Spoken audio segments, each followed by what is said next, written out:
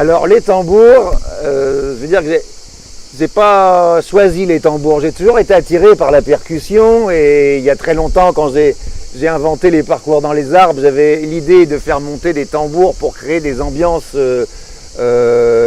exotiques. Et les tambours, je ne l'ai pas choisi, j'ai été choisi vraiment par les tambours. Et j'étais dans une période de recherche. Donc comme j'ai cité, je recherchais à travers la PNL, le massage, même l'acupuncture. Il y avait toujours quelque chose qui me convenait pas. J'avais l'intuition d'une profondeur que je ne touchais pas. Et plusieurs messages à une période m'ont envoyé, que ce soit par mail, par conversation, par image, par rêve, m'emmenaient vers un lieu où il y avait une réunion de gens qui s'intéressaient aux traditions chamaniques. Et quand j'approchais de ce lieu, c'était au printemps, le ciel était bleu, c'était magnifique, j'ai senti une émotion monter en moi, très forte. Et quand je suis arrivé sur ce lieu, j'ai entendu les tambours et j'ai vu ces gens, un petit cercle de personnes, je me suis senti chez moi. Voilà, ça c'est quelque chose qu'on ne peut pas vouloir, on se sent à l'aise, on se sent bien, je me suis senti chez moi. Et ensuite, donc j'ai créé un tambour, lors d'un stage, j'ai créé un tambour, mon premier tambour, et ensuite il s'est passé une suite de hasard, encore de synchronicité, qui m'ont amené à construire des tambours pour les autres et puis à animer des stages de création de tambours. Les premiers remontent il y a environ une dizaine d'années, en Ardèche, et puis un peu partout en France, en Belgique, en Suisse. Je me suis senti chez moi, je me suis senti à ma juste place, et ça a encore renforcé ma relation à la nature. Ça a renforcé ma relation, on peut dire, au fluide de la nature, au vivant.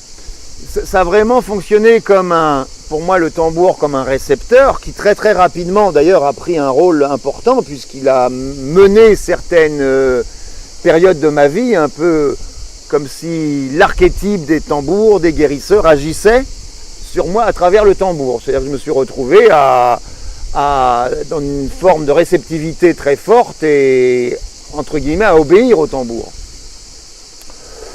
Ça a été en parallèle avec la danse. J'ai beaucoup pratiqué à cette époque la danse, et notamment la danse des 5 rythmes. Merci Gabriel Roth d'avoir inventé cette forme de danse. Et là, des choses que j'avais beaucoup plus théorisées, des choses que j'avais en connaissance spirituelle, en connaissance de la pensée, ça m'a permis de passer réellement à la réalisation. Donc la réalisation à travers le tambour, la réalisation à travers le mouvement, la danse, et à commencer assez rapidement à animer les stages de développement personnel, chamanisme, danse, où on utilisait plusieurs expressions. Avec l'idée toujours d'allier toutes les parties de l'être, c'est-à-dire la pensée, l'émotion, mais aussi d'écouter l'instinct, c'est-à-dire le vivant qui nous anime, et à travers la danse, c'est bien sûr ce vivant qu'on va faire émerger. Je peux raconter l'histoire de l'ami qui me pose la question. Est-ce que tu vis bien avec les stages de création de tambours? Et je lui dis non, c'est pas suffisant pour vivre. Et elle me dit pourquoi tu en fabriques pas, et si tu fabriques des tambours, tu peux les vendre. Je lui dis oui, c'est vrai, j'y avais pas pensé. Et le soir même, un ami rencontré au Pérou me demande: Joël, as-tu des tambours à vendre, puisque j'ai un copain qui est là, qui va participer à un stage de chamanisme, et il a besoin d'un tambour. Et j'en avais un à vendre, celui que j'avais fait avant d'animer le premier stage de tambour, de création de tambour que j'avais refait. Et je lui ai vendu celui-ci. Et voilà, c'est une des nombreuses synchronicités également qui concernent mon histoire avec les tambours. Le tambour, c'est bien sûr c'est une aide. Le tambour est lié complètement au sacré. Au sacré, c'est-à-dire le sacré, quelque chose qui est exceptionnel, qui n'est pas du banal, du quotidien, qui n'est pas...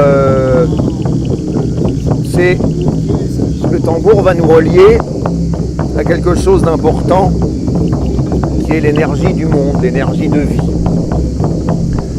Le tambour, dans la vision que j'en ai, relie aux guérisseurs, aux chamans authentiques, relie aux chercheurs de vérité, les gens qui dans les traditions, la tradition c'est-à-dire ce qui a toujours existé dans l'humanité, sont dans une recherche de fonctionnement de l'humain, sont une recherche spirituelle, en dehors des modes, en dehors des obligations, et voilà, le tambour pour relier à cette chose, à cette énergie authentique.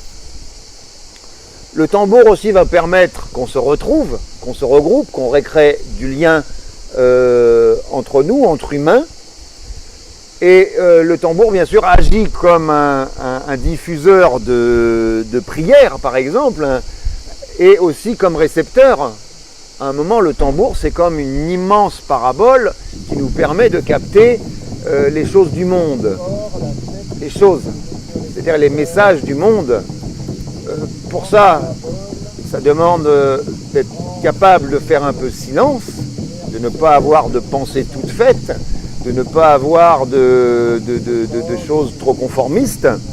Et là, on devient récepteur, et bien sûr, l'être profond, je veux dire l'âme, et l'expression qui me vient, c'est l'âme se régale.